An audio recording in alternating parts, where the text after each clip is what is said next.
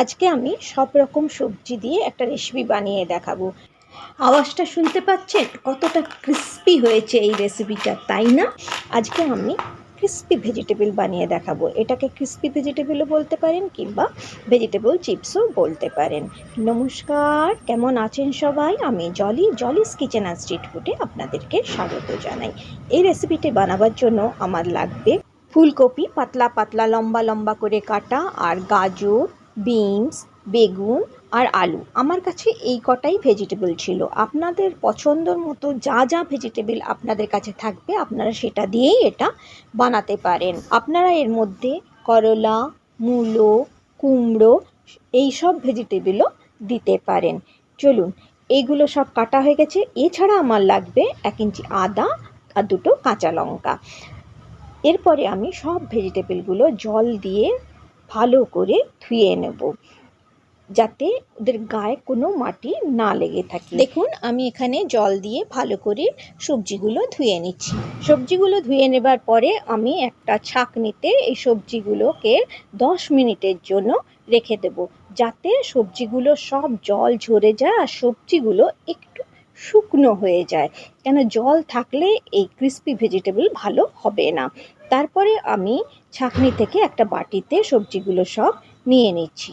নেবার পরে আমি এর মধ্যে 2 চামচ চালের গুঁড়ো দিচ্ছি।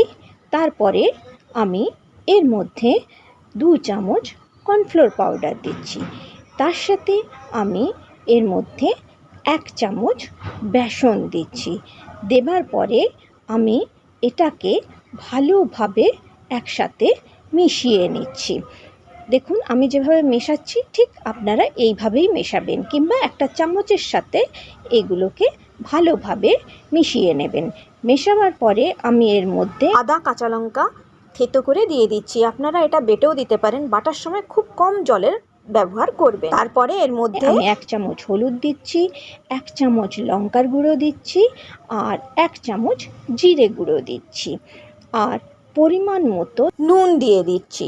নুন দেবার পরে সবজিগুলোর সাথে মশলাগুলোকে খুব ভালোভাবে আমি মিশিয়ে নিচ্ছি। একটা চামচের সাহায্যে খুব ভালোভাবে আমি এই মশলাগুলোর সাথে সবজিগুলোকে একসাথে মিশিয়ে নিচ্ছি। মিশিয়ে দেবার পর এটাকে ঢেকে আমি 5 মিনিট রেখে দেব। কেন, নুন দিয়েছি, এর মধ্যে জল ছাড়বে। 5 মিনিট পরে দেখুন আমার সবজিগুলো এরকম হয়েছে। এরপরে আমি আলতো হাতে এবারে মাখতে থাকবো। প্রথমে একটু শুকনো শুকনো লাগবে, যত মাখবেন দেখবেন ধীরে ধীরে জল বেরোচ্ছে আর বেসন চালের গুঁড়োগুলো সব সবজির গায়ে লেগে যাচ্ছে। এখানে দেখুন আমি মাখছি, মাখতে মাখতে আমার হাতগুলো পুরো চ্যাটচ্যাট করতে শুরু করে দিয়েছে। এই দেখুন পুরো মাখা হয়ে গেছে, সমস্ত মশলা সব কিছু সবজির গায়ে লেগে গেছে। এখন আমি এর মধ্যে 2 চামচ সাদা তিল দিয়ে দিচ্ছি। সাদা তিল দিলে এটা খেতে আরও সুস্বাদু হয় আর খুব মুচমুচে হয়। এরপরে আমি গ্যাসের ওপর কড়াই চাপিয়ে দিচ্ছি। গ্যাসটাকে অন করে আমি গ্যাসটাকে হাই ফ্লেমে তেলটাকে গরম করে নিয়েছি।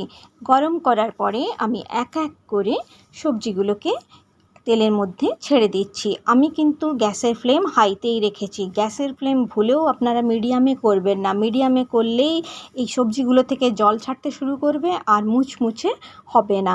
আমি যেভাবে করছি ঠিক এইভাবেই আপনারা ভাজবেন। দেখুন, ভাজতে ভাজতে আমার সবজিগুলো পুরো লালচে হয়ে গেছে। তখন আমি এর মধ্যে কিছুটা কারি পাত্তা আর একটা কাঁচা লঙ্কা দিয়ে দিচ্ছি। আপনারা যদি বেশি কাঁচা লঙ্কা খেতে চান তো আপনারা এর মধ্যে 2-3টে কাঁচা লঙ্কাও দিতে পারেন। এর মধ্যে কারি পাত্তা আর কাঁচা লঙ্কা দিলে ক্রিস্পি ভেজিটেবলের গন্ধটা খুব সুন্দর হয়। আজকের ভিডিওটা যদি আপনাদের ভালো লেগে থাকে নিশ্চয়ই সাবস্ক্রাইব করবেন, লাইক করবেন আর বন্ধুদের সাথে শেয়ার করবেন। এই রেসিপিটি উড়িষ্যার একটি রেসিপি। আমাদের বাঙালিদের যেমন যে কোনো অনুষ্ঠান ঘরে ডাল ভাতের সাথে ঝুরি আলু ভাজা দেওয়া হয়, আমাদের উড়িষ্যাতে যে কোনো অনুষ্ঠান ঘরে সকালবেলায় ডাল ভাতের সাথে এই ক্রিস্পি ভেজিটেবল বলুন বা ভেজিটেবল চিপস বলুন, এই রান্নাটি পরিবেশন করা হয়। এই রেসিপিটি গরম ভাতের সাথে বলুন কিংবা পান্তা ভাতের সাথে বলুন, দুটোতেই খেতে কিন্তু খুব ভালো লাগে। দেখুন, আপনাদের সাথে কথা বলতে বলতে আমার সব কটা ভেজিটেবল প্রায় ভাজা হয়ে গেছে। আপনারাও ঠিক এইভাবে ভেজিটেবলগুলো ফ্রাই করবেন, হাই ফ্লেমে করবেন আর একদম জলের ব্যবহার করবেন না। দেখবেন ভেজিটেবল চিপসগুলো খুব মুচমুচে হবে।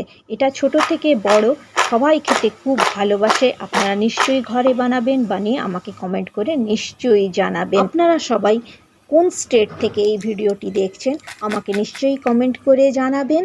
আর আপনাদের ভালো লাগলে নিশ্চয়ই সাবস্ক্রাইব করবেন। আপনারা সবাই সুস্থ থাকবেন, ভালো থাকবেন আর সাবধানে থাকবেন।